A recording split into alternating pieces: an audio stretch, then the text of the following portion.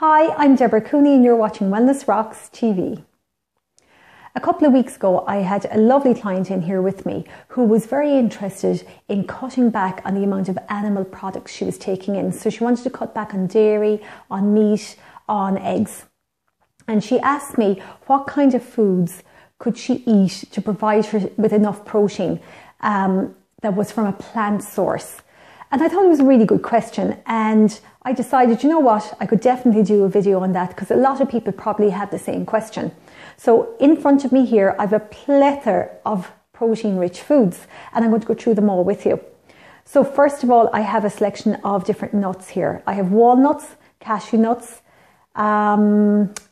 hazelnuts, and almonds.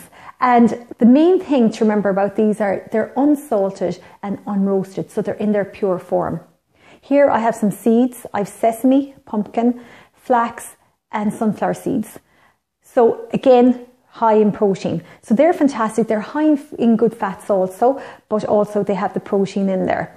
Now I find nuts and seeds fantastic little snack food to have with a piece of fruit or maybe a celery stick. So the idea of it is that if you have an apple, you'll normally feel hungry quite soon afterwards. But if you introduce some protein with the apple, you feel more satisfied and you feel fuller for longer. And it's a combination of the protein and the fats with the apple. I have some goji berries here. Now goji berries are a complete protein, so they have all 8 essential amino acids. They are a fantastic little snack to bring around with you in your handbag. Really, really good. Or in your pocket if you're a man. I have chia seeds and also some oats. Oats are a really good source of protein, believe it or not. And here I have some quinoa, and quinoa is a grain that is high in protein. So it's called a grain, but it's actually a seed. So that's also high in protein, and you'd eat it like rice. Brown rice would be another fantastic source of protein as well. Now, just bearing in mind that these are going to be lower in protein than meat, but it's a matter of being clever and combining them well and, introducing plenty of them into your diet. Nut butter is a fantastic alternative to using a butter spread, and if you were to have a slice of wholemeal toast and maybe some almond butter, that would be great to up the protein content. Lentils are fantastic and they're so versatile. Not only are they high in protein, but they're also very rich in fibre, so they're fantastic for digestive health. But they're so versatile. I would often make spaghetti bolognese, a vegetarian version with the lentils. You could add them into soups, you could put them into stews. They're just so versatile. Another thing that I love to make is lentil dals. So nice spicy lentil dal is fantastic in the winter time. Really, really filling as well. Here I have chickpeas and beans. They're like my go-to staple. They're fantastic. I would use them in salads, in soups, in bolognese. If I was making it, I'd add in some. The chickpeas are just so versatile. Make lots of hummus and different things with them. Or a bean dip. There's lots you can do with them. And an alternative dairy would be almond milk. Fantastic alternative dairy. This one is unsweetened. And finally, I have pea protein. Now, I would be lost without this little guy.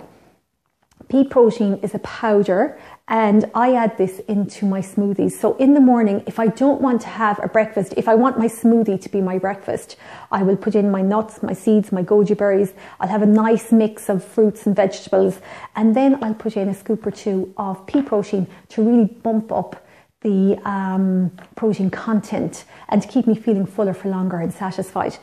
I find it brilliant. You can also buy hemp protein or you can buy rice protein, but I just like the pea because there's very little taste of it, so it blends in well to any kind of smoothie you're doing. It's also nice to add into porridge if you want to up the protein content. So as you can see, there is a huge variety of protein-rich foods out there, and I'm only touching on them. These are just some of them. There's lots more out there. Obviously, your fruits and your vegetables also have protein. And remember, it's a combination of everything throughout the day. So you're pulling protein from all different foods that you're eating during the day. Now, this lady was not giving up meat. I just want to make that clear, or she was not giving up dairy. And I still do eat a little bit of meat as well myself. But she just wanted to vary her diet. And that's what I want to show you here, is how you can vary your diet and almost have like meat-free days if that's what you were looking for. So let me know if you have any questions about these, because there's quite a few here. And if you have any questions or any comments, just pop them into the box below.